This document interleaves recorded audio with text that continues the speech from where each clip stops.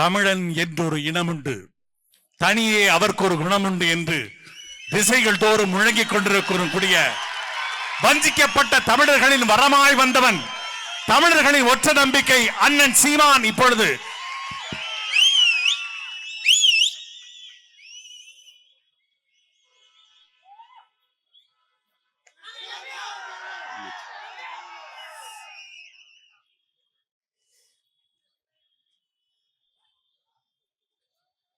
சொந்த நிலத்தில்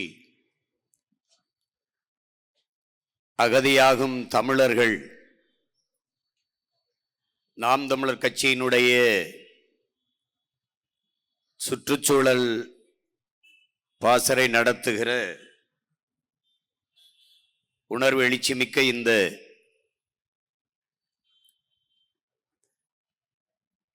பொதுக்கூட்டத்திற்கு வருகை தந்து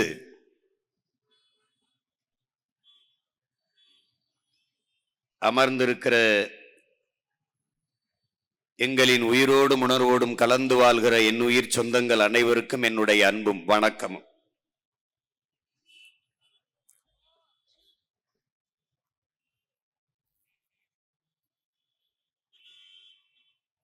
வாழ்விடத்தை இழந்து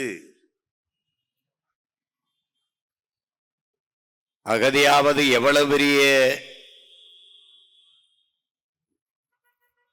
கொடுந்துயரம் என்பதை உணர்ந்து அறிந்த பிள்ளைகள் நாம் தான் இதற்காக போராட முடியும். இங்கே கூடியிருக்கிற நாம் யார்? வெள்ளையர்கள் நம்மை அடிமைப்படுத்தி ஆளத் துடித்த போது என் தாய் மண்ணில் ஒரு பிடி மண்ணை கூட உன்னை தொடவிட மாட்டேன் என்று போராடி உயிர் நீத்த மான மறவர்களின் மக்கள் நாம். இங்கே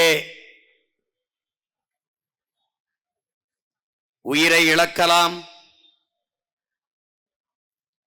நம் உரிமையை இழக்கலாமா? உயிரினும் மேலானது நமது உரிமை.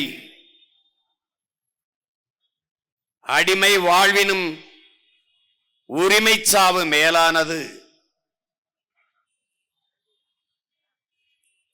என்ற லட்சிய முழக்கத்தை முன்வைத்து தாய் மண்ணை மீட்க காக்க போராடிய நம்முடைய பாட்டன்கள் பூலித்தேவன், தீரன் சின்னமலை, வீர பெரும்பாட்டியார் வேலு நாச்சியார், அழகுமுத்துக்கோன், மாமன்னர்கள் மருதீர்வர்கள், வீரன் சுந்தரலிங்கம், மன்னர் கட்டபொம்மன், பெரும்பிடுகு முத்தரையர், இப்படி பல்வேறு வீர மறவர்களின் வாரிசுகள். அதன் பிறகு நம்முடைய பாட்டனார் செக்கிழுத்த செம்மல், நம்முடைய தாத்தாக்கள் தெய்வ திருமகன் முத்துராமலிங்க தேவர், தாத்தா பெருந்தலைவர் காமராஜர், கக்கன், சிங்கார வேலர், சிவானந்தம் போன்ற பெருமக்கள் எல்லாம் இந்த நிலம் வெள்ளையனிடம் பறிபோகிவிடக்கூடாது என்பதற்காக போராடி பெருமீகம் செய்த மறவர்கள்.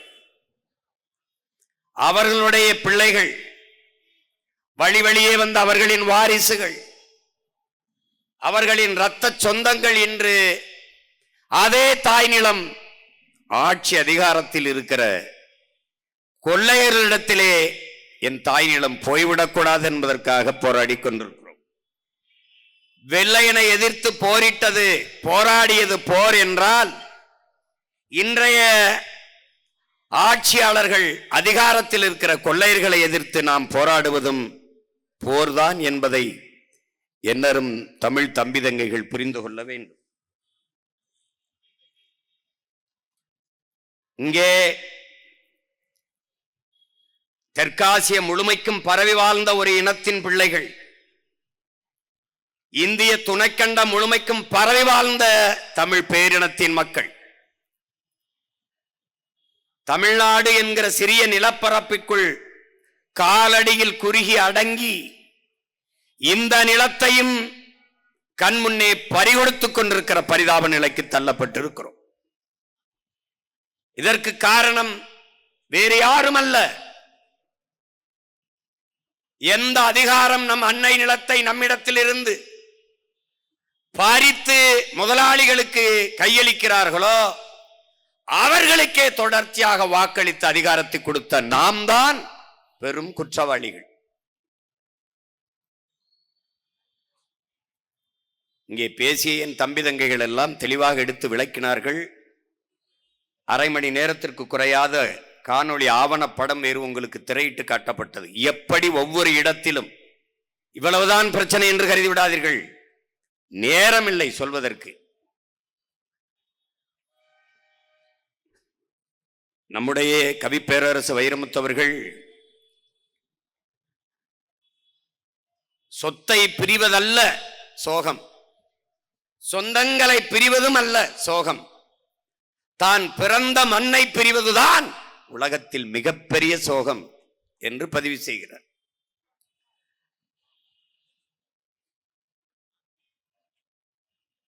நம்முடைய ஈழத்து பாவேந்தன்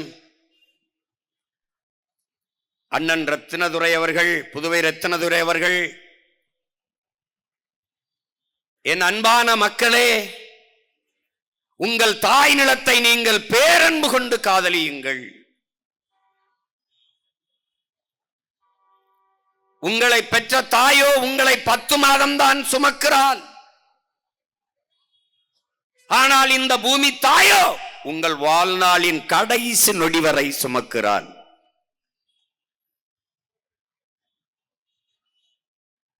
அன்னையின் மடியிலிருந்து நீங்கள் இறங்கி முதலடி வைத்தது அவள் மடியில் தானே.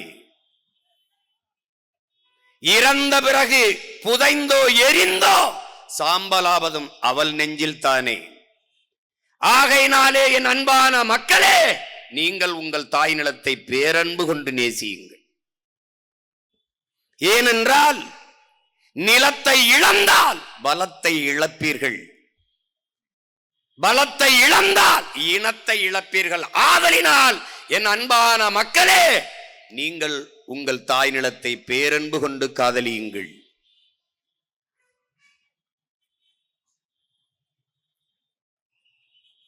உன் இடத்தினை உறுதி செய். இது என் இடம், இது என் நிலம் என்பதை உறுதி செய். உன் இனத்தை முன்னிறுத்து. இருக்க இடமற்றவன் அனைத்துலகம் பேச அருகதையற்றவன்.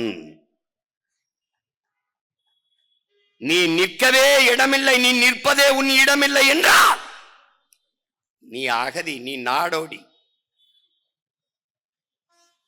இதைத்தான் எங்கள் உயிர் தலைவன் மேதகவே பிரபாகரன் அவர்கள் நிலமற்ற இனமும் நிர்வாண உடலும் உலகில் அவமானகரமானது என்கிறார்.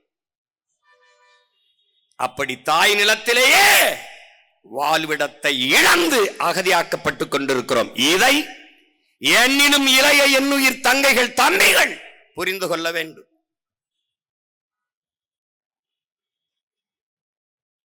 ஓட்டை குறிவைப்பவன் நாட்டை கவற்றி கவலைப்பட மாட்டான். மக்களின் வாக்கை குறிவைப்பவன் அவர்களின் வாழ்க்கையை பற்றி கவலைப்பட மாட்டான். திரும்ப திரும்ப உங்கள் பிள்ளைகள் பதிவு செய்கிறோம், நாங்கள் உங்களின் ஓட்டுக்கானவர்கள் அல்ல, இந்த நாட்டுக்கானவர்கள் என்பதை அறிவார்ந்த தமிழ் சமூக மக்கள் புரிந்து கொள்ள வேண்டும். நாங்கள் உங்களின் வாக்குக்கானவர்கள் அல்ல, வருங்கால தலைமுறை பிள்ளைகளின் வாழ்க்கைக்கானவர்கள் என்பதை என்னரும் தமிழ் சொந்தங்கள் புரிந்து கொள்ள வேண்டும். இங்கே வளர்ச்சி என்ற சொல், வேலை வாய்ப்பு என்ற சொல் திரும்ப திரும்ப உங்கள் காதுகளிலே கேட்டுக்கொண்டே இருக்கும். டெவலப், எம்ப்ளாய்மெண்ட், இது போன்ற வார்த்தைகள் திரும்ப திரும்ப உங்கள் காதுகளில் விழும். ஆனால் எது வளர்ச்சி என்று கேட்டால் எவரிடத்திலும் இருந்து பதில் வர. என்னரும் தமிழ் சொந்தங்களே, என்னிலும் இளைய என்னுயிர் தம்பி தங்கைகளே, இந்த நாடு தனிப்பெரும் முதலாளிகளின் வளர்ச்சியை ஒட்டுமொத்த தேசத்தின் வளர்ச்சி என்று கட்டமைக்கிறது. வெறும் அற்ப ஒரு 500,000 முதலாளிகள் வாழ்வதற்கு மொத்த நாட்டு குடிகளையும் நாசம் செய்கிறது.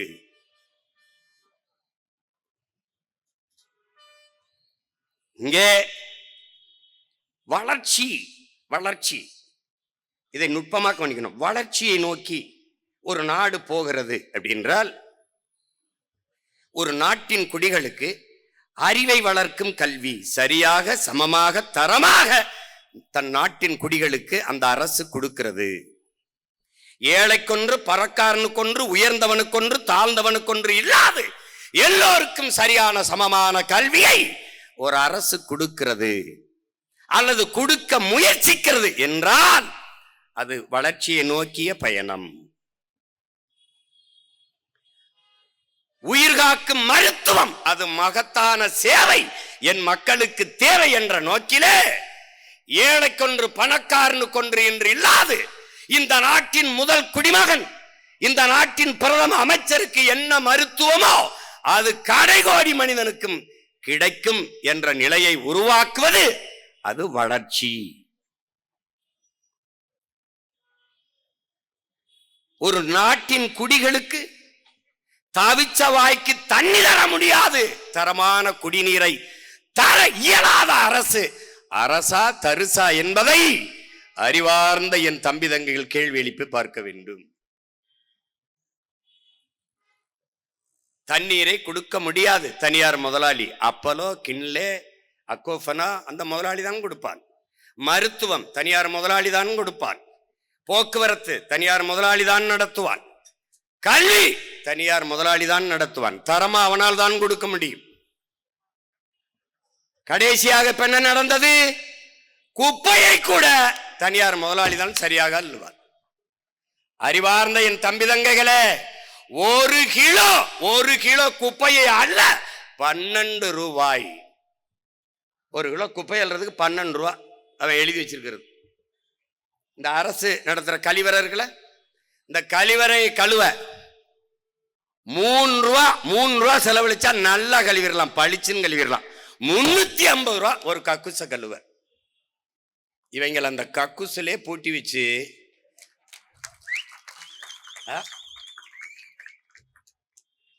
கக்குசு கழுவுறதுல களவாங்கிற பயில்கள்கிட்ட போய் நீ ஓட்ட போட்டு நாட்டை கொடுத்தீங்கன்னா நாடு கக்குசா தானடா நாரும். குப்பையை கூட ஒழுங்கா அள்ள தெரியாதவன்ட்ட நாட்டை கொடுத்தா நாடு குப்பை மேடா தானடா மாறும். எது வளர்ச்சி? எது வளர்ச்சி? கொரோனா நேரத்திலே நாட்டின் நிதியமைச்சர் அம்மையார் நிர்மலா சீதாராமன் 80 கோடி ஏழைகளுக்கு 5 கிலோ அரிசி 2 கிலோ பருப்பு கொடுத்தோங்கிறாங்க. 80 கோடி ஏழைகள். வளர்ச்சி. தொலைக்காட்சியை நீ திருப்ப முடியாது. தொண்டு நிறுவனங்கள் இந்த குழந்தை பேர் குஷி, இவள் பூஞ்ச நோய்பட்டு கிடக்கிறாள், ஒட்டிய வயிறும் பஞ்சடைஞ்ச கண்ணும் வாடிய முகமுமாக குழந்தைகள் சவண்டு துவண்டு விழுவார்கள். ஏன்? உணவில்லை. சில்ட்ரன்ஸ் வெல்ஃபேர் ஃபண்ட் என்று, குழந்தைகள் நல நிதி என்று பல ஆயிரம் கோடியை இந்த நாடு ஒதுக்குகிறது. ஏன் அந்த குழந்தைகளுக்கு உணவில்லை? அப்போ ஏன்? உங்கள் குழந்தைகளைப் போல ஊட்டமாக உணவு சாப்பிட உங்கள் வருமானத்தில் இருந்து ஒரு 500 ரூபாயை கொடுத்து உதவுங்கள் என்று தனியார் தொண்டு நிறுவனங்கள் கையேந்துறது என்றால் அரசு என்ன செய்து கொண்டிருக்கிறது? நாட்டின் எதிர்காலம் என்பது இந்த பிஞ்சுகள் தானே, இந்த இளம் தளிர்கள் தானே. அவர்களுக்கே உணவில்லை என்றால் எது வளர்ச்சி? எது வளர்ச்சி? வளர்ச்சி என்றால் எது? எதை நோக்கிய வளர்ச்சி? யாருக்கான வளர்ச்சி? யாருக்கான வளர்ச்சி?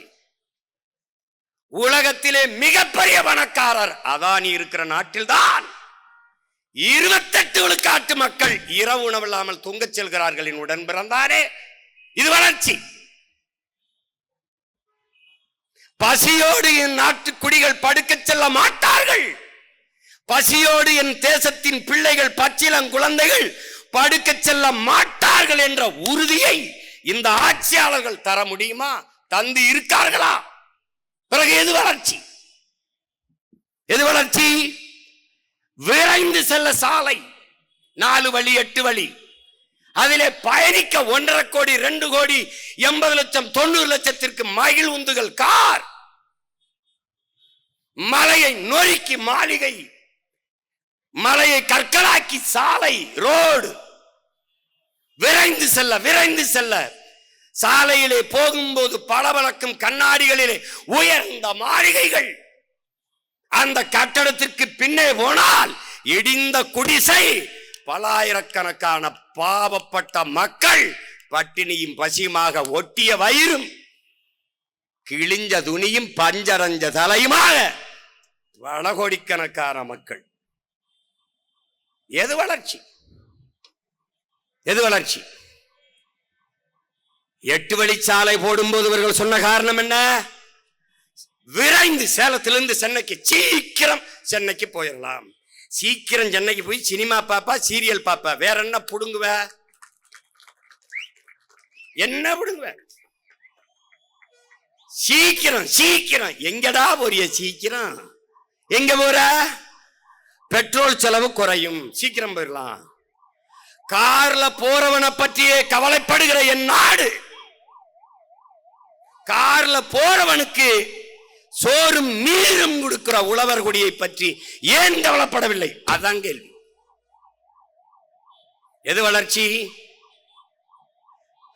எது வளர்ச்சி? 5000 ஏக்கரிலே 5369 ஏக்கரிலே ஏர்போர்ட் கட்டுவதல்ல வளர்ச்சி, ஏர்பூட்டி உழுவதுதான் வளர்ச்சி. பசி இல்லாத நாடு. அடிமை இந்தியாவிலே இளைய புரட்சியாளன் பகத்சிங் முன்வைத்த முழக்கம், பாலுக்கு அழாத குழந்தை, கல்விக்கு ஏங்காத மாணவன், வேலைக்கு அலையாத இளைஞன், இதுதான் என் கனவு இந்தியா. அடிமை இந்தியாவிலே அவன் முன்வைத்த முழக்கம் இன்று வரை தேவைப்படுகிறது என்றால், விடுதலை பெற்று 79 ஆண்டுகளிலே நடந்தது என்ன? இந்த ஆட்சியாளர்கள் சாதித்தது என்ன? என்ன?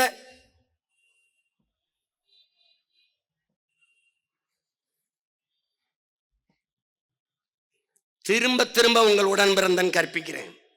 எந்த தேசத்திலையும் பறந்து செல்ல விண்ணூர்தி இல்லை, பயணிக்க கார் இல்லை, பார்க்க தொலைக்காட்சி இல்லை,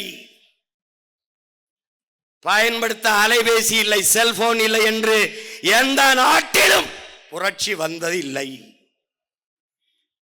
எந்த நாட்டிலே நீரும் சோறும் இல்லையோ அந்த நாட்டில் புரட்சி வராமல் இருந்ததில்லை. அதை எதிர்கொண்டு தடுக்க எந்த தலைவனும் நின்றதில்லை. உனக்கு சான்று ரொம்ப விளந்தாடாத பக்கத்தில் இங்க பங்களாதேஷ், இங்க இலங்கை, ஒரு சின்ன பகுதி, சின்ன நம்ம மாநிலத்தில், நம்மள ஒரு மாநிலம் கூட இல்லை, அவன் சின்ன நாடு. அவன் பொருளாதார வீழ்ச்சியை கண்டான். பங்களாதேஷ்ல கலவரம் பார்த்திருக்க, இலங்கையில கலவரம் பார்த்திருக்க. ஏன்? ஏன்? பொருளாதார வீழ்ச்சி, பசி. 1 கிலோ ஆப்பிள் 1000 ரூபாய்னா, பெட்ரோல் லிட்டர் 5000னா, அதிபர் ராஜபக்ச வீட்டை மக்கள் முற்றுகையிட்டார்கள். விலை உயர்ந்த கார்கள் நின்றது. ஒரு காரை கூட அந்த மக்கள் எடுத்துக்கொண்டு செல்லவில்லை. என் உடன் பிறந்தவனே 5 காரையும் தீ வச்சு கொளுத்தினார்கள். ஏன்? அவனுக்கு வேண்டியது கார் அல்ல, நீர், சோறு. நீ என்ன கற்பிக்கிறாய்? எப்படி எங்களை காலி பண்ணுகிறாய்? அதுல வந்தது பாரு. முதல்ல அணுல அங்க இருக்கிறவனை வெளியேற்றுறது, அப்புறம் தஞ்சையில மீத்தேன் ஈத்தேன் அங்க இருக்கிறவனை வெளியேற்றுறது, அப்புறம் பூர்வீக குடிகள் தலைநகரில் வாழ்ந்த ஆதி தமிழ் குடிகள் எங்களை அங்கிருந்து செம்மஞ்சேரி, கண்ணகி நகர், கல்லுக்குட்டை, பெரும்பாக்கத்துக்கு தூக்கி தள்ளிட்டான். திருப்பி இப்படி ஒவ்வொரு இடத்துல, மேல்மாவில் சிப்காடு, அங்க அந்தியூர்ல சிப்காடு, பெருந்துறையில சிப்காடு, திண்டுக்கல்ல சிப்காடு, எல்லாம் சிப்காடு. சிப்காடு எங்க கையில திருவோடு, எல்லாம் சிப்காடு. யாரு? இந்த சிப்காட் முதலாளி எந்த ஒரு புடுங்கி முதலாளி யாருக்கு தெரியும்? தெரியாது. யாருக்கு தெரியும் சொல்லு? உன் ஊபர் ஓலா முதலாளி அவன் தெரியாது. உன்னுடைய சுயி சுமோட்டோ முதலாளி அவன் தெரியாது. டே காற்றை வியாபாரம் பண்ணிக்கிட்டு இருக்காண்டா அந்த முதலாளி உன் கண்ணுக்கு தெரிய மாட்டான். எங்க இருக்கான்னு தெரியல. உன்னுடைய உழைப்பை, உன்னுடைய நிலத்தின் வளத்தை எல்லாவற்றையும் சுரண்டி கொண்டு போயிட்டு இருக்கான். 2000 ஏக்கர் 3000 ஏக்கர் 4000 ஏக்கர் என்று விளைநிலங்களை பறித்து கொண்டு வாழ்விடத்தில் இருந்து வெளியேற்றி பாரு. நெய்வேலி பழுப்பு நிலக்கரி பலாயிரக்கணக்கான ஏக்கர் விளைநிலத்தை பறிச்சுட்டு வாழ்விடத்திலிருந்து நம்ம மக்களை வெளியேற்றிட்டான். வீட்டுக்கு ஒருத்தனுக்கு வேலை தரோம்னா ஒருத்தனுக்கு வேலை கொடுக்கல, அங்கேயும் போய் நாங்க தான் போறோம். 299 பேரை வேலைக்கு எடுத்தது நெய்வேலி பழுப்பு நிலக்கரி மின்சார நிறுவனம். ஒருத்தன் கூட அதுல தமிழன் இல்லை. உன்னால் நம்ப முடியுதா? நிலம் என்னது, வளம் என்னது, வேலை அவனுக்கு. எப்படி கேட்க நாதி இல்லை. ஏன்? இந்தியன் திராவிடன் அதிகாரம் தமிழனுக்கு எதிரானது.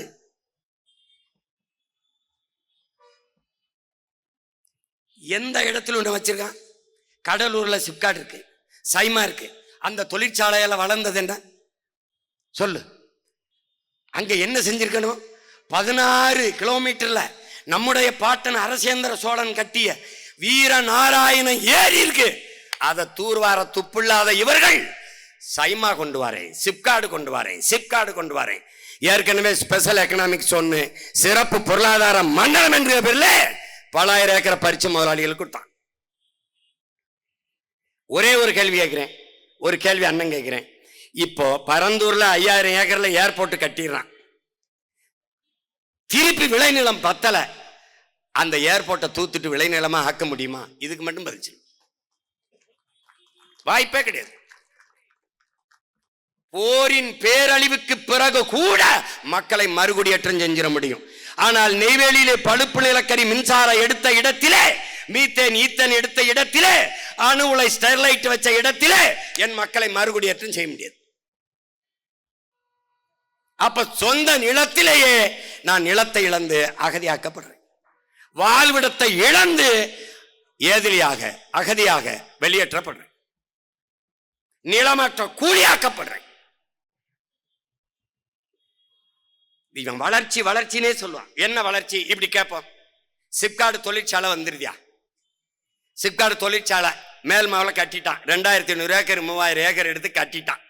விளைநிலத்தை கட்டிட்டு எங்களுக்கு தற்சார்பு, எவனையும் சாராத வாழ்க்கை வேளாண்மை தான். நான் உழுவேன், வேளாண்மை செய்வேன், அதில் அறுப்பேன், வைக்கலை என் மாட்டுக்கு போடுவேன், வைக்கல் சாணியை போடுவேன், அதை கொண்டு நிலத்துல போடுவேன், உழுவேன், என் அரிசியை எடுத்துக்கிட்டு தவிடு அதுக்கு போடுவேன். எங்களுக்குள்ள ஒரு தற்சார்பு வாழ்க்கை, அதை காலி பண்றான். முதலாளிக்கு 2000 ஏக்கர் விளைநிலத்தை எடுத்து கொடுத்துட்டான். இப்ப தொழிற்சாலை வந்துருச்சு. தொழிற்சாலையில என்ன தயாரிப்ப உனக்கு தெரியாது. தொழிற்சாலை வர்ற கழிவை எங்க ஊத்துவ? என் நிலத்துல ஊத்துவ, என் குளத்துல ஊத்துவ, ஏரியில் ஊத்துவ, ஆத்துல ஊத்துவ. அந்த தண்ணியை நான் குடிச்சிட்டு சாகணும். எப்படி? பாத்தியில தண்ணி என்ன நேரத்துல வருதுன்னு? இதே நெடுவாசல் கதிராமங்கலம், இதே தூத்துக்குடியில ஸ்டெர்லைட் இருந்த இடத்துல தண்ணி மஞ்சள் நிறத்துல வந்தது. மண்ணெண்ண மஞ்சள் நிறத்துல. சோறை ஆக்கினால் எலுமிச்சஞ்சோறு மாதிரி வரும். நீ வா எண்ணூர் அனல் மின் நிலையத்துக்கு வா, அங்க இருக்கிற உலர் சாம்பல் பாரு. அங்க வாழுகிற மக்கள் காற்றை சுவாசிக்க முடியாது, சாம்பலைத்தான். ஏற்கனவே நீ சுவாசிக்கிறது காற்று இல்லை, கந்தக தூசி. கார் வெளியிடுகிற நச்ச ஆலைகள் வெளியிடுகிற புகையை சுவாசித்துக் கொண்டிருக்கிற. பிறக்கும் போது குழந்தை புற்றுநோயோட பிறக்கிறது என்றால் தாயின் வயிற்றில் இருந்து வரும்போதே நோயோட வருகிறது. இதுல சிப்காட்ல என்னடா தயாரிப்பான்? Polythene, plastic. பிறந்த குழந்தையின் தொப்புள் கொடியிலே பிளாஸ்டிக் துகள்கள். வேணா இருக்கு வலைவெளியில போட்டு காட்டல, அடுத்த தடவை போட்டு காட்டுறேன். விந்த அணுக்களுக்குள்ளே பிளாஸ்டிக் துகள்கள். நான் சொன்னா பொய் சொல்றேன் அந்த பைத்தியக்கார பைய. இவன் எதுவுமே நான் பேசும்போது புரியாது. நான் போதிக்கும் போது உனக்கு புரியாது, பாதிக்கும் போதுதான் நான் சொல்றது உனக்கு புரியும். பிளாஸ்டிக் தயாரிப்பான். அந்த கழிவை கொண்டு நம்ம ஆத்துல ஊத்துவான், கிணத்துல ஊத்துவான், குளத்துல ஊத்துவான். குழிய தோண்டி ஆழ்குழாய் கிணறுக்குள்ள பூமிக்குள்ள ஊத்திட்டு போயிடுவான். நிலம் நஞ்சாயிரம், நீர் நஞ்சாயிரம். இந்த ஆழை கழிவு பாலாறு தண்ணி, காவிரி தண்ணி திறக்கும் போதெல்லாம் ஒரு ஆள் உயரத்துக்கு நுரையா தண்ணி வருதே, அப்படிதான் இதுக்கு முன்னாடி வந்துச்சா? தண்ணி வருதா, நுரை வருதா? இங்க இருக்கிற அமைச்சர்கிட்ட கேட்கறதுக்கு மக்கள் நிறைய சோ போட்டு குளிச்சு விடுறாங்கன்ட்டான். இந்த மாதிரி அறிவாளிகளுக்கு ஓட்டு போட்ட கூட்டமே ஒண்ணு என்ன செய்யறது? தர்மாக்கோளை விடுறது, கடல்ல மீன் வளத்தை பெருக்கிறோம்னு சட்டியில மீனை வச்சு மீனுக்குள்ள கடலுக்குள்ள விடுறது. டே, இவங்களெல்லாம் எங்கடா கண்டுபிடிப்பீங்க? தேடி தேடி பார்த்து ஓட்டு போடுறீங்கள நீங்க இவங்கள? எப்படி?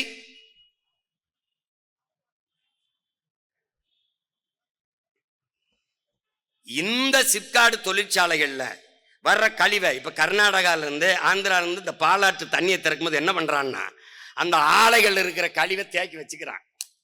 நமக்கு தண்ணியை திறக்கும் போது அதோட சேர்ந்து திறக்கிறான். அது வரும்போது அப்படியே நுரையா வருது. அப்ப அந்த நுரை என்ன பண்ணுது? அப்படியே போய் எங்க போனாலும் நிலத்தடி நீர்ல அந்த ஆலை கழிவு நஞ்சு போய் படியுது. அதுல விளையிறது நஞ்சா விளையும். அதை சாப்பிட்டா நீ விஷத்தை சாப்பிடுறியா, உணவை சாப்பிடுறியா? யோசிச்சுக்க.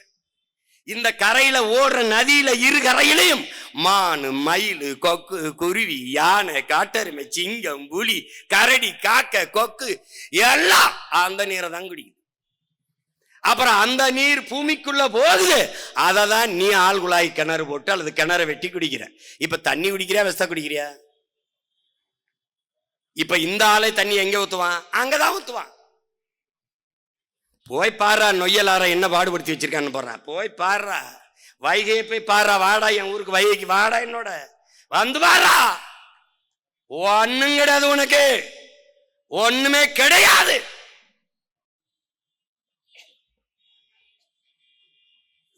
திரும்ப திரும்ப நான் சொல்றேன், இன்னொரு முறை இங்க பாரு. உதயசூரிய ரெட்டல, உதயசூரிய ரெட்டல, உதயசூரிய ரெட்டல, உதயசூரிய ரெட்டல. அரை அங்குலம் கூட இந்த நாடு வளர்ச்சியை எட்டல.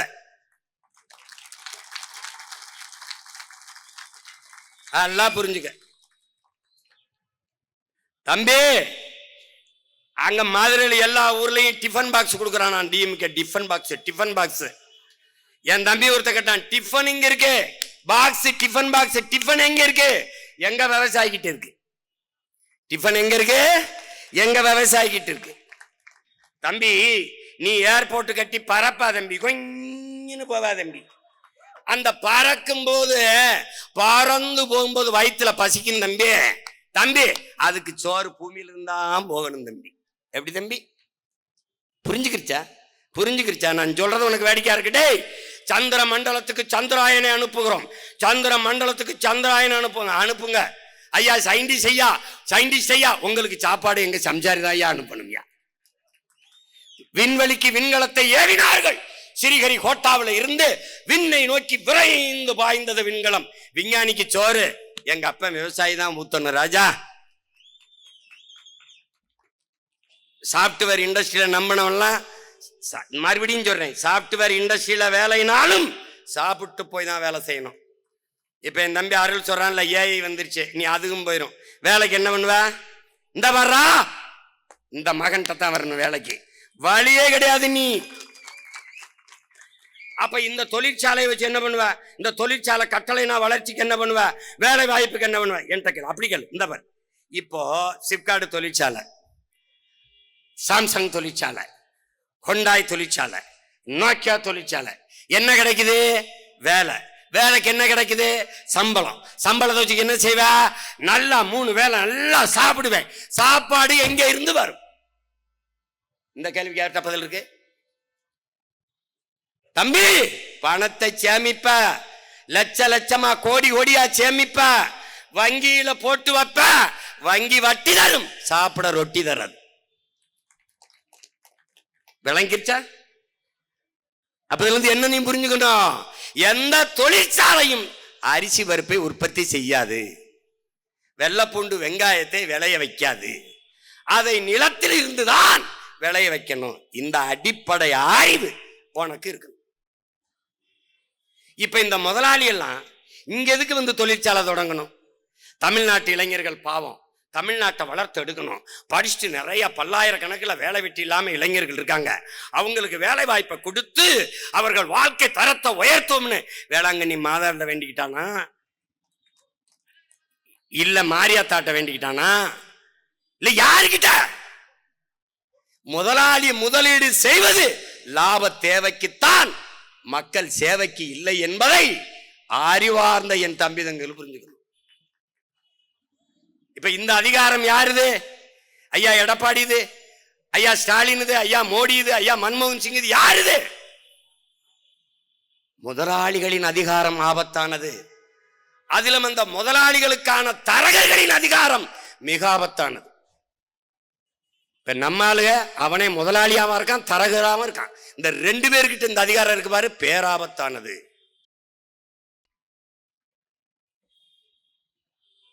இப்ப நீ எப்படி வேலை கொடுப்ப? இப்ப 2000 ஏக்கர் 3000 ஏக்கர்ல மேல் மாவில் எடுக்கிறான்ல, நான் எடுக்க மாட்டேன். என்ன பண்ணுவேன்? அருள் நம்ம ஆளுகளை எல்லாம் கூப்பிடு, இங்க என்ன வரும் 2000 ஏக்கர்ல? அண்ணே அருமையா கரும்பு வரும்னே, கரும்பு போடா. 2000 ஏக்கர்ல கரும்பு எல்லாரும் விளைய வைப்போம். நாங்களே விளைய வச்சா அங்கே தொழிற்சாலை, அங்கேயே தொழிற்சாலை, வேலை வாய்ப்பு. எப்படி? கரும்புல இருந்து எத்தனால் பெட்ரோல், கரும்பு சக்கையிலிருந்து சாப்பிடுற தட்டு, கரும்புல இருந்து நாட்டு சக்கரை, கற்கண்டு, வெல்லம் தயாரிக்கிற தொழிற்சாலையை மேல்மா மக்கள் வாழ்கிற இடத்திலே கட்டுவேன். உனக்கு வேலை தானே கேட்ட? வேலை தானே கேட்ட? 4000 ஏக்கர் 2000 ஏக்கர் 3000 ஏக்கர் என்று முதலாளி எவன் தெரியாம நச்சு ஆலைகளை நிறுவனி பறிக்கிற அந்த இடத்திலே ஆடு மாடுகள் வளர்க்கிற பண்ணை, நாட்டு கோழி வளர்க்கிற பண்ணை, மாடுனா மாடு இல்ல, மாடு பால், பால் இருந்து பாலாடை கட்டி நெய், தயிர், மோர், அப்புறம் சீஸு, இத்தனை தொழிற்சாலைகடா. பைத்தியக்கார பரதேசி, அத்தனை தொழிற்சாலைகடா. இந்த மாதிரி மீத்தேன் எடுக்கிறானா தஞ்சாவூர்ல. இப்ப கடலுக்குள்ள போய் என் தங்கச்சி கார்த்திகா சொன்ன மாதிரி முதல்ல மலையை நொறுக்கிட்டான், மலை சார்ந்த இடத்து குறிஞ்சி அழிச்சிட்டான், அடுத்து காடு காடு முல்லை அழிச்சிட்டான், வயலும் வயல் சார்ந்த இடத்த மீத்தன் ஈத்தன் நக்கி எடுத்துட்டான். இப்ப கடலும் கடல் சார்ந்த இடத்துக்கு அங்க போய் என்ன பண்றான்? நெய்தல்ல போய் கடலுக்குள்ள மீத்தேன் எடுக்கிறேன். நீ நல்லா ஆத்தாளுக்கு அப்பனுக்கும் பிறந்தவன், எடுத்துறாப்பா, எடுத்துருப்பா, எடுத்துரு நீ. ஏய், இந்த முச்சந்தில இருந்து கத்திக்கிட்டு இருக்க சீமானந்தனை நீ பாக்குற? இந்த இங்க பாரு, 36 லட்சம் 2 மடங்காங்கி 72 லட்சமா ஆச்சு. நீ செத்தாயிடா, நீ செத்தா. நீ நகரவே முடியாது. என்னைய கேட்காம நீ கால் எடுத்துக்க முடியாது. நீ கையெழுத்து போடலாமான்னு என்னைய பார்க்கணும். அந்த நிலையை நான் உருவாக்குவேன். அதுக்கு தேவை வேலை செஞ்சுக்கிட்டு இருக்கேன். இல்ல அவங்களுக்கும் சேர்த்து அண்ணன் கத்திக்கிட்டு இருக்கு. அவங்க ஓடணும்னாலும் காடு வேணும், மலை வேணும்ல. இப்ப என்னன்னா, இப்ப மீத்தேன் என்ன செய்யறது சீமான்? மக்கிய இலைதலை கழிவு, ஆடு மாட்டு கழிவு, கோழி கழிவு, மனித கழிவுல இருந்து எவ்வளவு வேணாலும் இந்த பயோகேஸ், இந்த உயிர் வழிங்கிற இந்த மீத்தேன் எடுத்துக்கொள்ள முடியும். அப்ப பூமியை தோண்ட வேண்டியதில்லை, கடலை தோண்ட வேண்டியதில்லை, அவ்வளவுதான். இப்ப என்னோட நெய்வேலி பழுப்பு நிலக்கரிய மூடு, காற்றாலைக்கு வா, சூரிய ஒளிக்கு வா, சூழியலுக்கு எந்த கேடும் இல்லை. அதுக்கு விளைநிலத்தை பறிக்காத, பயன்பாட்டுக்கு இல்லாத விளைச்சலுக்கு பயன்பாடாத கரட்டு காடுகளை பயன்படுத்து. இப்ப சாலையில் இருக்கிற இந்த டிவைடர் அதுல பூரா போடு, எங்கெங்க விளக்கு கம்பங்கள் இருக்கோ அதுல பூரா போடு, எங்கெங்க அரசு கட்டடங்கள் இருக்கோ மேற்கூரை பூரா சூரிய ஒளி போடு, கழிவறை மேற்கொண்டு போடு, பேருந்து நிலையமா போடு, எல்லா இடத்திலையும் போடு. எந்த கட்டடம் புதுசா கட்டினாலும் மேலே சூரிய ஒளி தகடை பொருத்தினால்தான் உரிமம் தருவோம்னு கூடு. எல்லாம் சரியா ஜர ஜர ஜர ஜரன்னு போட்டுருவான். உனக்கு என்ன இருக்கணும்? நோக்கம் இருக்கணும். நீ விளைநிலத்தை 5000 ஏக்கர் 6000 ஏக்கர்னு பறிச்சு அரசு உற்பத்தி செய்யல, தனியாற்ற கொடுக்குது. நெய்வேலி பழுப்பு நிலக்கரி ஆபத்தானது அரசு கிட்ட, ஆணு உலை ஆபத்தானது அரசு கிட்ட, ஆனால் மின்சாரம் ஆபத்தானது அரசு வச்சிருக்கு. ஆனால் எந்த பாதிப்பும் இல்லாத சூரிய ஒளி காற்றாலையை தனியார் முதலாளிகளுக்கு தாரைவார்கள். அதுக்கான நிலத்தை அரசை ஆக்கிரமித்து எடுத்துக் கொடுக்கும். நிலம் கையகப்படுத்துகிற சட்டம் பேராபத்தானது. தம்பி அவர்கள் சொன்னான் பாரு, நிலத்தை எடுக்கும் போது போராடுற உரிமை உனக்கு உண்டு, அதை கேட்கறதா கேட்க வேணாம்ங்கிற உரிமை அரசுக்கே உண்டு. எப்படிப்பட்ட தீர்ப்பு? இந்த மாதிரி எல்லாம் இவங்களால தான் சிந்திக்க முடியும். ஈழத்துல நடந்த போருக்கு விசாரணை ஐநா சொல்லுது, இலங்கை அரசே நடத்தி கொள்ளலாம். எவன் என்ன கொன்னானோ நீயே விசாரிச்சு அதுக்கு தண்டனை கொடுத்துக்கலாம். எப்படி? கொலை பண்ண நானு அதை விசாரிச்சு நீதினா அப்படி ஒரு கொலையை நடக்கலைன்ட்டு போயிருவோம்ல. அது மாதிரிதான் இது. இங்கே நிறுவப்படுகிற அதிகாரங்கள் மக்களுக்கானது இல்லை என்பதை என்னரும் தம்பி தங்கைகள், என் உயிர் சொந்தங்கள் புரிந்து கொள்ளணும். இது முதலாளிகளுக்கான அதிகாரங்கள், அவர்களை பாதுகாக்கக்கூடிய அதிகாரங்கள், அவர்கள் பாதை போட்டு கொடுக்கிற அதிகாரங்கள், அவர்களுக்கு பல்லக்கு தூக்குற அதிகாரங்கள், அவர்களுக்கு பரிவட்டம் கட்டுகிற அதிகாரங்கள், அவர்களுக்கு பணிவிடை செய்கிற அதிகாரங்கள். இந்த அதிகாரங்களை தூக்கி வீசாமல் உழைக்கும் பாட்டாளி வர்க்கத்திற்கான அதிகாரம் வராது. அதை புரிஞ்சுக்கணும். வேலை வாய்ப்பை கொடுக்க தொழிற்சாலை பண்ணி கொண்டு வர முடியாதுன்னு நினைக்காத, வளர்ச்சியை கொண்டு வர முடியும். என்கிட்ட கூட 5 வருஷத்துல வேலை இல்லைங்கிற சொல்லு இருக்காது, பசிங்கிற சொல்லு இருக்காது, வறுமை ஏழ்மைங்கிற சொல்லு இல்லாமல் ஒழித்து காட்டலை எனக்கு. அப்ப என்ன செய்யணும்? எல்லாத்திற்கும் மாற்று இருக்கு. மீத்தேனா மாற்று இருக்கு, மின் உற்பத்தியா மாற்று இருக்கு. அதுக்கு ஏன் கடலுக்குள்ளே கட்டுற? இருக்கிற துறைமுகத்திலே வேலை இல்லை. நம்ம பாட்டனார் வ.உ.சி. பேர்லையும் தாத்தா காமராஜ் பேர்லையும் இருக்கிற துறைமுகம் இயற்கை துறைமுகம். அதிலே வேலை நடக்கல. 40 விழுக்காடு தான். எங்கேயும் சரக்கு கப்பல் வந்து தேங்கி நிக்கல, எங்கேயும் சரக்கு இறக்கி ஏத்த முடியாம தேங்கி நிக்கல. பிறகுக்கு 6117 ஏக்கர்ல அதானி கட்டுகிறார் காட்டுப்பள்ளியில ஏர்போர்ட் துறைமுகம். எது கட்டுறாரு? இப்ப செயற்கை துறைமுகத்தை கட்டும் போது பல லட்சக்கணக்கான டன் கற்களை கொண்டு அந்த கடலுக்குள்ள கொட்டணும். கட்டும்போது கடலின் நீர்மட்டம் உயரும். அந்த ஓரத்திலே இருக்கிற பவளப்பாறைகள், கடலுக்குள்ளே இருக்கிற காடு பவளப்பாறை, அது அரிதனும் அரிதான இயற்கையின் பெருங்கொடை. அதிலே தான் இறால், பெரிய பெரிய மீன்கள், அது இதெல்லாம் வந்து நண்டு எல்லாம் தங்கி முட்டையிட்டு குஞ்சு பிரிச்சு இனப்பெருக்கத்தை செஞ்சு போகும். அது அலையாத்தி காடுகள்.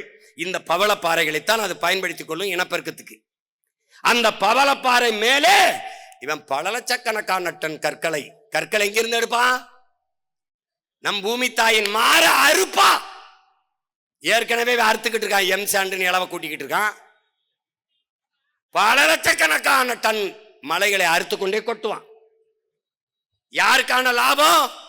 அதானிங்கிற ஒரு முதலாளிக்காக என் கடலை கூறுபட்டு விற்கிறான். என் தாயின் உடலை கூறுபட்டு வித்தது போல என் கடலை கூறுபட்டு விற்கிறான். அந்த இடத்துக்கு அவன் நுழைய விட மாட்டான்.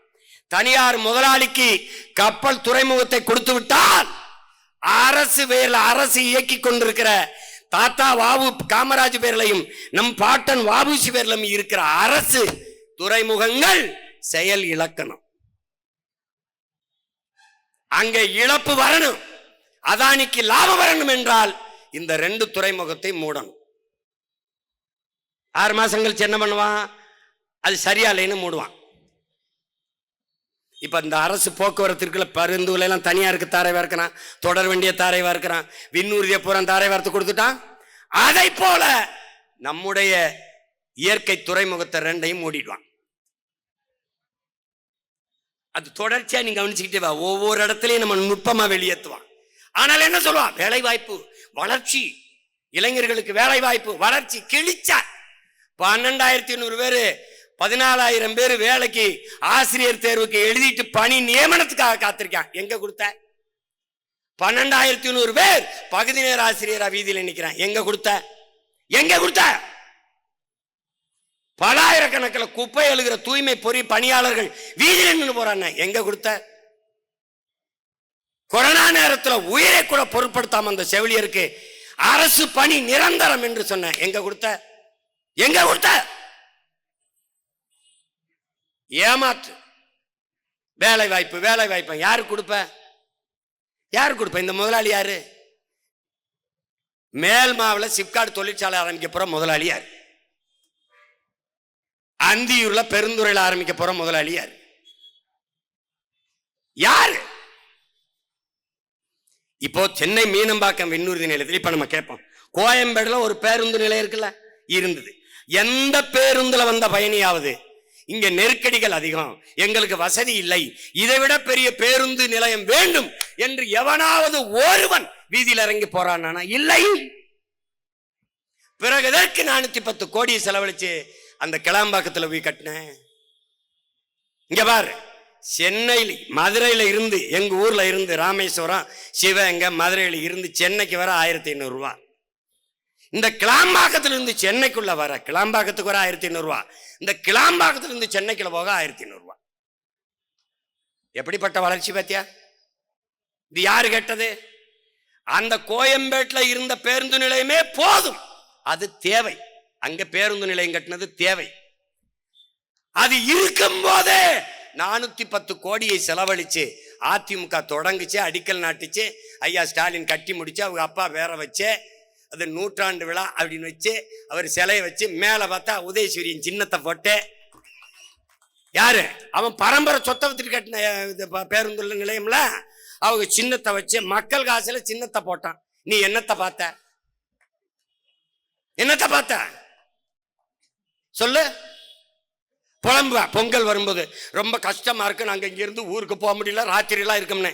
தேர்தல் வரும்போது 500 ரூபாய் எங்கிட்டு நீட்டு ஓட்டை இங்கிட்டு போட்டு எங்களை ரோட்ல போட்டு போயிருவேன். எப்படி? யாரு கேட்டதே? கோயம்பேடு பேருந்து நிலையம் தேவை தேவை. ஆனால் கிளாம்பாக்கம் பேருந்து நிலையம் பேராசை.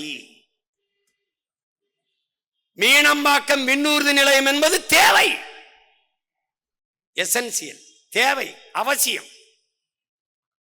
ஆனால் பரந்தூரிலே 5369 ஏக்கர்ல விண்ணூர்தி நிலையம் என்பது பேராசை. எழுப்புகிற கேள்விக்கு நீ பதில் சொல்லணும். மீனம்பாக்கம் விண்ணூர்தி நிலையத்துல இந்த நாட்டில் இருக்கிற எந்த தலைவனை விட அதிகமா பறக்கிறது நான் தான். ஏன்? தினங்கூட்டம். மதுரைக்கு போவேன், கோயம்புத்தூருக்கு போவேன், திருச்சிக்கு போவேன், தூத்துக்குடி போவேன், போயிட்டு இருக்கேன். இவங்க எல்லாம் சொந்த விமானம்ல வச்சு போவான். ஆனால் நான் ஒரு தடவை இங்க வசதி பத்தல அப்படின்னு சொல்லலையே. இந்த நமக்கு இந்த விண்ணூர்தி நிலையத்தை பெருசா கட்டு அப்படின்னு நான் சொல்லலையே. ஒரு கேள்வியை உங்களுக்கு எழுப்புறேன். கோயம்பேடு பேருந்து நிலையத்துக்கு இடத்த கொடுத்தது யாரு? மக்கள். மீனம்பாக்க விண்ணூர்தி நிலையத்துக்கு 1301 ஏக்கர் நிலத்தை கொடுத்தது யாரு? இந்த மீனம்பாக்க விண்ணூர்தி நிலையத்துக்கு 1301 ஏக்கரை கொடுத்தவன் யாரு? என் மக்கள் தான். சேலத்தில் இருந்து சென்னைக்கு 4 வழிச்சாலைக்கு இடத்தை கொடுத்தது யார்? நிலத்தை கொடுத்தது யார்? வீட்டை இடிக்க, கடையை இடிக்க அனுமதிச்சவன் யார்? என் மக்கள் தான். ஏன்? தேவை தேவை. ஆனால் 8 வழிச்சாலை என்பது பேராசை. அப்ப நீ போடுறவனா இருந்தா என்ன செய்யணும்? அறிவா இருந்தவன், நாட்டை மக்களை நேசிக்கிற தலைவன் என்ன பண்ணிருக்கணும்? பிரேசில் போல, ஜப்பான் போல மலையை வெட்டாம, காடழிக்காம, நிலத்தளிக்காம, ஒரே ஒரு தூண் மலைக்கு மேல ஏத்தி அப்படி விரிச்சு 18 வழி கூட போட்டுக்க. மகராசனா கிடா வெட்டி பொங்க வலிக்கிறான், தேங்காய் உடைக்கிறான். அதை விட்டுட்டு மலையை 2ஆ அறுக்கிறது, காடை புறம் அழிக்கிறது, விளைநிலங்கிற புறம் பறிக்கிறது, ரோட போட்டு என்ன பண்றது? அங்க சண்டை. நான் ஜெயிலுக்கு போனேன், என் தம்பி அருள் வந்தாப்ல, வந்தில என்னை ஜெயிலில் தூக்கி போட்டாப்ல. அங்க நீதிபதி என்னை பார்த்த உடனே சரி போங்க நீங்கன்னு விட்டாப்ல. அதுக்கு கத்துனாங்க பாருங்க, அவரை விட்டுட்டாங்க ஆகும் அப்படின்னு. அன்னைக்கு சொன்னேன், நீ கல்லு தான் உண்டலாம், ஒரு தடவை நீ ரோடு போட முடியாது, ஒரு நாளும் போட முடியாது. அரிட்டாப்பட்டியில டங்ஸ்டன் நாங்க டங்ஸ்டன் நான் சொன்னேன், ஒரு கல்லை கூட போட முடியாது, போடா விட்டான். அதேதான் இப்ப சொல்றேன், நீ எங்க கட்டிரு பரந்தூர்ல ஏர்போர்ட் கட்டி பறக்க விடு பார்ப்போம். ஒரு வேலை மயிரும் கிடையாது, தேர்தலாவது கீராது போடுறா கூட அறத்தடே பாடுறா. ஏ பாடுறா, இங்கே வருதுக்கடா வேடா.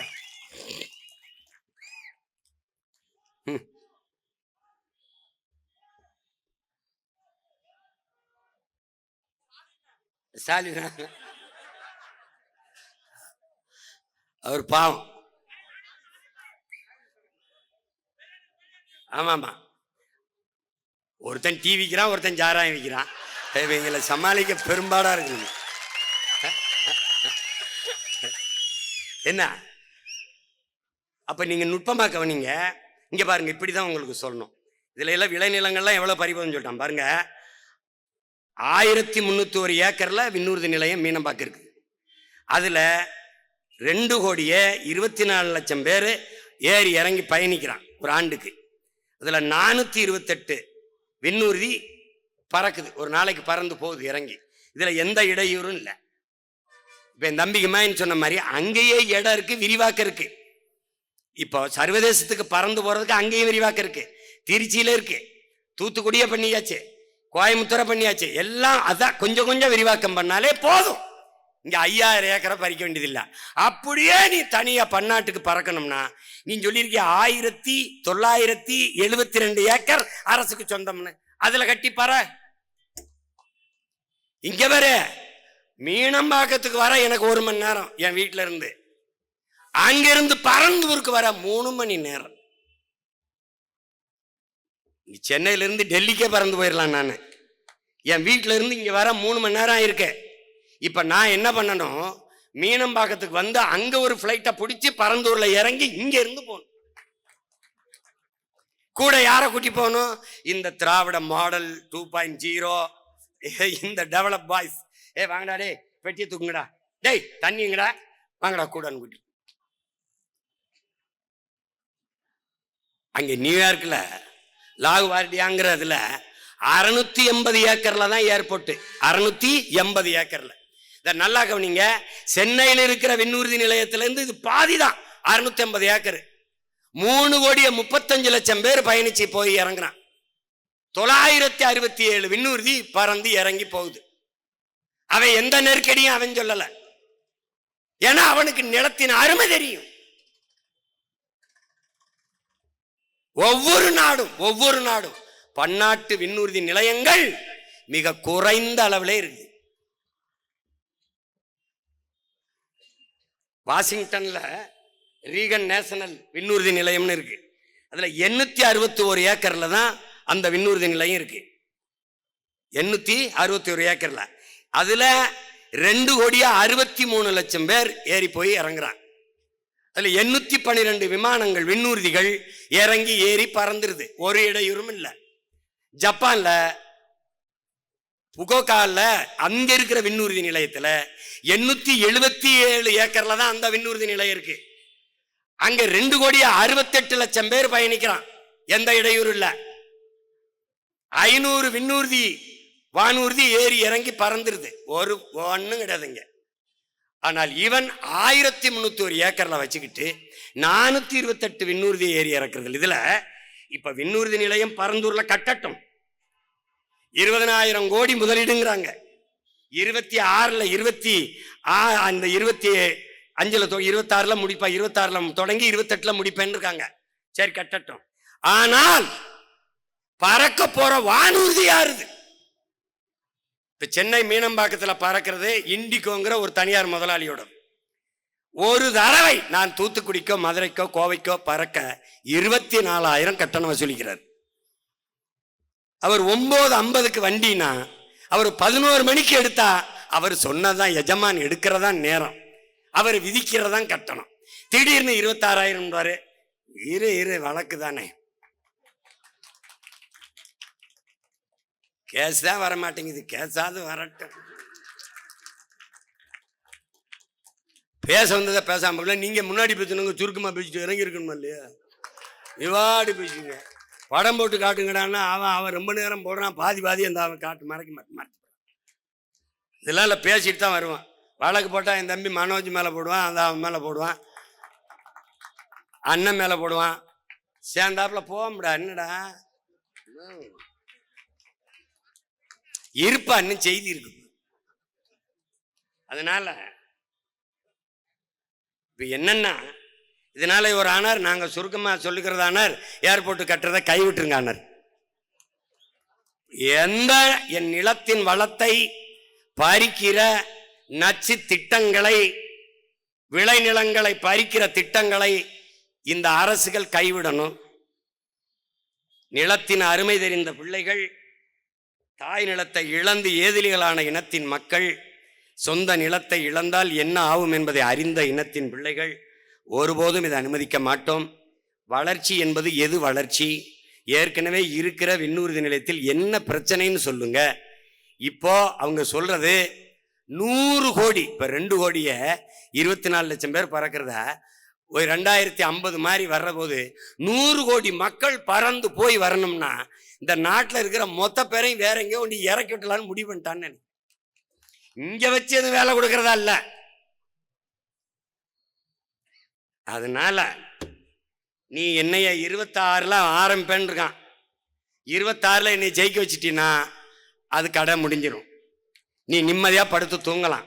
அதுக்கு நீ என்ன பண்ணணும்னா ஒரே ஒரு ஓட்டை விவசாயிக்கு போட்டு வீட்டில் போய் நிம்மதியாரு நாட்டை என்று கொடுத்து. தம்பி, பரந்தூருக்கு மட்டும் இல்ல தம்பி, எல்லா ஊருக்கும் தான் இது.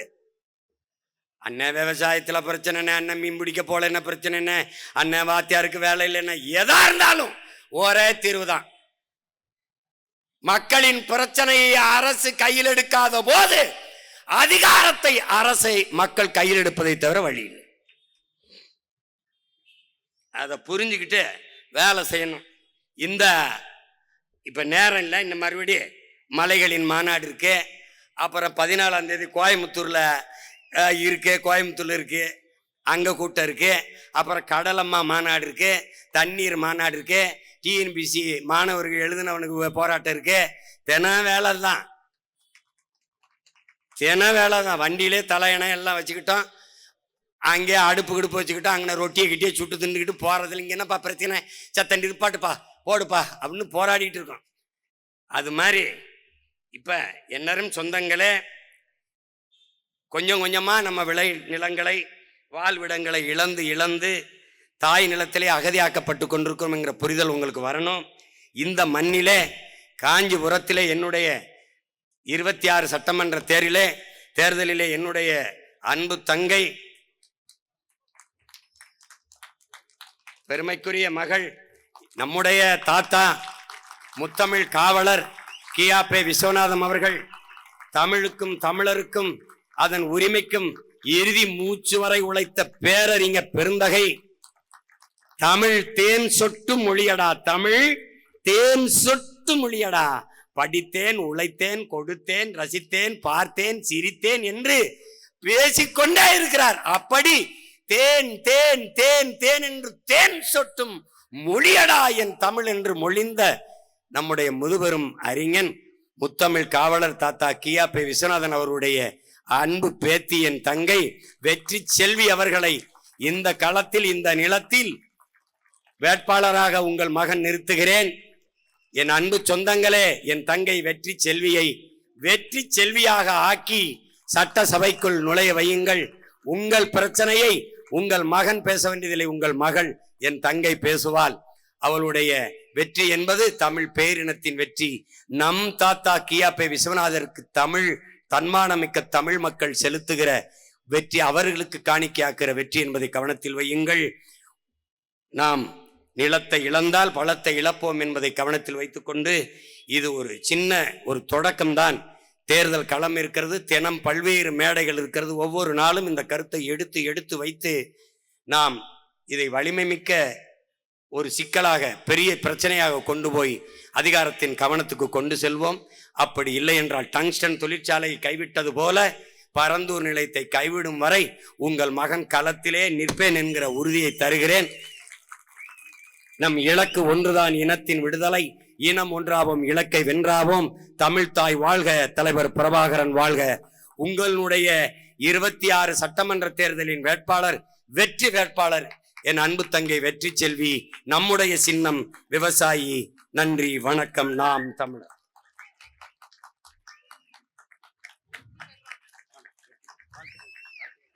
உறவுகளே, ஸ்ரீபெரும்புதூர் தொகுதியைச் சேர்ந்த உறவுகள் அண்ணனுக்கு நினைவு பரிசை வழங்க இருக்கிறார்கள்.